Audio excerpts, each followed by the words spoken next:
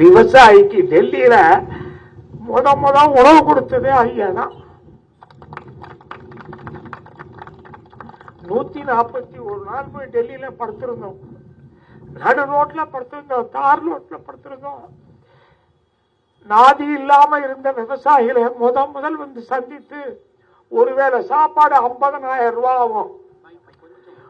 ஒருவேளை சாப்பாடு 50,000 ரூபாய் ஆகும். விவசாயிகளை சந்தித்து முதல் உணவு கொடுத்த தலைவர் ஐயா அன்புமணி ராமதாஸ் ஐயா அவர்களே, இப்பவும் முதல் உங்ககிட்ட நாங்க கேட்கறதெல்லாம், இந்த காவிரியில லட்சக்கணக்கான கனஅடி தண்ணீர் வேஸ்டா கடல்ல போய் விழுது. அந்த தண்ணீர்ல ஒரு 1000-2000 கனஅடி, லட்சத்துல சும்மா ஒரு 1000-2000 கனஅடியை திருப்பி ஐயாத்துல இணைச்சிட்டா சேலம் மாவட்டம், நாமக்கல் மாவட்டம், திருச்சி மாவட்டம், பெரம்பலூர் மாவட்டம், அரியலூர் மாவட்டத்தில் 5 லட்சம் புஞ்சை நிலங்கள் எல்லாம் நஞ்சை நிலமாக மாறிவிடும். 1000 ஏரி குளங்கள், 1000 ஏரி எல்லாம் நிரம்பிடும். நிலத்தடி நீர்மட்டம் இப்ப 1000 அடியில் இருக்கு கீழே. அந்த தண்ணி வெறும் 20 அடிக்கு வந்துடும். நல்ல மரங்கள்லாம் செழித்து வளரும். அதை ஐயாவுடைய முயற்சி பண்ணார்னா கண்டிப்பா இந்த அரசாங்கம் செய்யும் என்று கேட்டுக்கொண்டு, ஐயாவை நாங்கள் வேண்டுவதெல்லாம் என்னவென்றால், மாண்புமிகு ஸ்டாலின் ஐயா தேர்தலில் சொன்னாங்க, விவசாயிக்கு பையன்கள்லாம் படிச்ச கல்வி கடன் இருக்குல்ல, கல்வி கடன் தள்ளுபடி பண்ணேன்னு சொல்லியிருந்தாரு. அதை இன்னும் நிறைவேற்றவில்லை. நீங்க கேட்டீங்கன்னா அந்த கல்வி கடனையும் தள்ளுபடி பண்றதுக்கு வாய்ப்பு வரும். அதே போல 2017 இருந்து விவசாயிகள் வாங்கிய கடனை இன்னும் தள்ளுபடி பண்ணாமல் இருக்காங்க. பெரிய விவசாயின்னு சொல்லி அந்த கடனையும் தள்ளுபடி பண்ண வேண்டும். இங்க பாத்தீங்கன்னா விவசாயம் மதிக்கவே மாட்டேங்கிறாங்க. அதிகாரிகளை போய் பார்த்தா, முதலமைச்சர் திருச்சிக்கு வந்தாரு, விவசாயி போய் சந்திக்கணும்னா விட மாட்டேங்கிறாங்க. விவசாய அடிமை மாதிரி பாக்குறாங்க. நாங்கெல்லாம் இன்னும் பிச்சைக்காரன் மாதிரி பாக்குறாங்க. பிச்சைக்காரனுக்கு மாதிரி அப்பப்ப ஏதாவது பேசினா தரலாங்கிறாங்க. ஐயா வந்து மாண்புமிகு மோடி ஐயாவை டெல்லியில பார்த்து 2 மடங்கு லாபம் தரும் விலையை தருவதாக சொன்னார் மோடி ஐயா. If I will be the Prime Minister of India, I will give 2 times profitable price for agriculture product and I will not import the genetically modified seed ன்னு சொன்னார். ஒரு கிலோ 18 ரூபா வித்த நெல்லுக்கு 54 ரூபா தரேன்ட்டு இன்னைக்கு 24 தான் கொடுக்குறாங்க.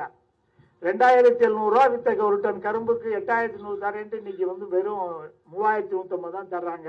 ஐயா கொஞ்சம் அவர்கிட்ட பேசுனீங்கன்னா எங்களுக்கு கொஞ்சம் லாபகரமான விலை கிடைக்கும். இந்த பையெல்லாம் மரபணு மாற்றப்பட்ட உணவு வெளிநாட்டிலேருந்து இறக்குமதி பண்ணி விதையை சாப்பிட்டு அழியாயிடுறான். இப்ப பெண்கள் கருத்தரிக்க முடியாம போறாங்க கிராமங்கள்லாம்.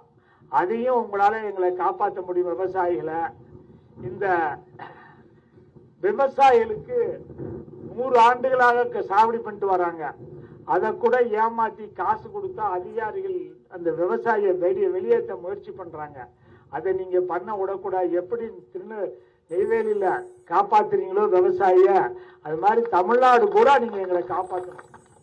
ஏன்னா நீங்க உங்க பேச்சு எடுபடும்.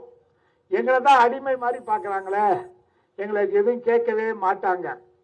அதனால எங்களை காப்பாற்றுவதற்கு நீங்கள் ஒரு முயற்சி எடுத்துக்கொள்ள வேண்டும். பிரதம மந்திரிகிட்ட பேசுங்க, லாபகரமான விலை வாங்கித்தாங்க. எங்க இப்ப இந்த ஜிஎஸ்டி வந்துச்சு, விவசாயிக்கு லாபகரமா கிடைக்கிற மாதிரி ஏதாவது பண்ணி விடுங்க.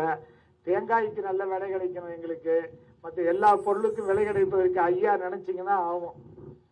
குத்தா விடுறவங்களதான் குத்த விட்டு மேடையிட்ட பாக்குறாங்க. ஐயா அதோட இந்த நம்ம கொள்ளிடம் ஆறு இருக்குது, 7 கோடி ரூபாய்க்கு ஒரு தடுப்பணை கட்டினாங்க. 7 கோடிக்கு அந்த தடுப்பணையை வந்து கம்பியே இல்லாம கட்டிட்டாங்க. ஒண்ணுமே 1 கோடி கட்டிருப்பாங்கன்னு சந்தேகமா இருக்கு. இப்ப அது அப்படியே உடைச்சுக்கிட்டு போயிடுச்சு. உடைச்சுக்கிட்டு போனதுனால இந்த 200 சலவை தொழிலாளர்கள் இங்க வேலை செஞ்சாங்க. அவங்க இப்ப எப்படி தெரியுமா இருக்காங்க, ஒண்ணுமே 50 அடி பள்ளம் வந்துருச்சு.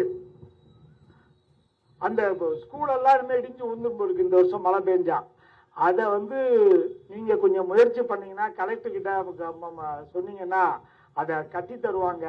அந்த 200 குடும்பம் காப்பாற்றப்படும். சலவை தொழிலாளர் குடும்பம் 200 குடும்பம். இப்ப அந்த தண்ணி இல்லாதனால அந்த சாக்கடை தண்ணியில நின்று வேலை செய்யறதுனால எல்லாத்துக்கும் சொறி வந்துருச்சு அவங்களுக்கு. இந்த சொறியில் இருந்து நீங்களே காப்பாற்ற வேண்டும் அவர்களை. இந்த விவசாய கடன் தள்ளுபடி பண்ணுவதற்கு, கல்வி கடன் தள்ளுபடி பண்ணுவதற்கு, இந்த காவிரி ஐயாறு இணைப்பிற்கு ஐயா உதவி செய்து எங்களை எல்லாம் காப்பாற்ற வேண்டும் என்று தாழ்மையோடு இந்த கூட்டத்தில் கேட்டுக்கொள்வோம். பேசுவதற்கு வாய்ப்பளித்த அனைவருக்கும் நன்றி கூறிய முறைக்கு நன்றி, வணக்கம்.